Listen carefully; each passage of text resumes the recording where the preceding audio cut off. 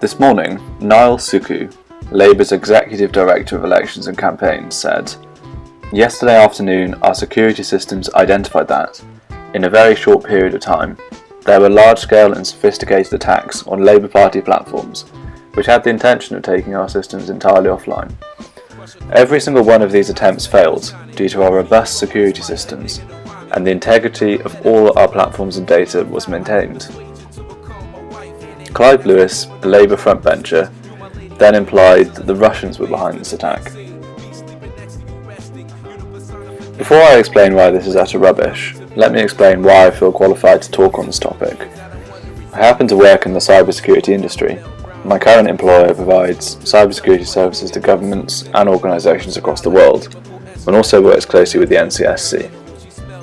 With that dealt with, let's begin. Labour did, eventually, go into more detail about what kind of attack this was. They described the attack as a DDoS. A DDoS is a distributed denial of service attack. Essentially, it involves flooding a server with many requests for content, which causes the server to become extremely slow.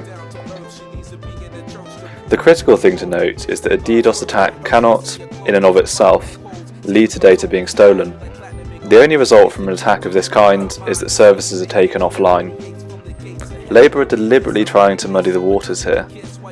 The words of Niall Suku suggest that Labour's data was under threat of being breached by this attack.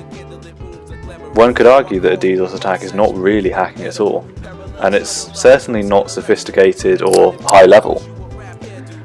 DDoS attacks happen very regularly, and there are a number of online services which mitigate them.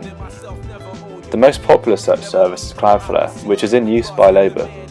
As such, the damage from this attack was probably very minimal. The NCSC agree with me and have classified the attack at their lowest rating. Requests in a DDoS attack often come from computers which have previously been hacked. These computers make up what's known as a botnet. There happen to be many of these hacked computers in Russia and other second and third world countries, because many people in these countries are still using older machines which have a lot of security holes. Russian computers being in a botnet does not imply that it's a Russian organisation behind the attack. Would a state actor ever perform an attack like this? I would say that it's extremely unlikely.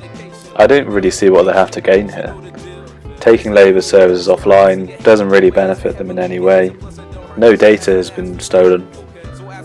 Also, attacks like this are blunt instruments and leave behind quite obvious traces. State actors tend to prefer targeted attacks, leaving as little trace as possible.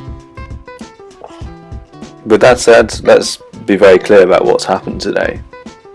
Labour have taken a very run-of-the-mill security incident and tried to hype it up to be some kind of foreign state interference in the election. This should be firmly rejected, and Clive Lewis should issue a retraction to his implication that this was a foreign state attack.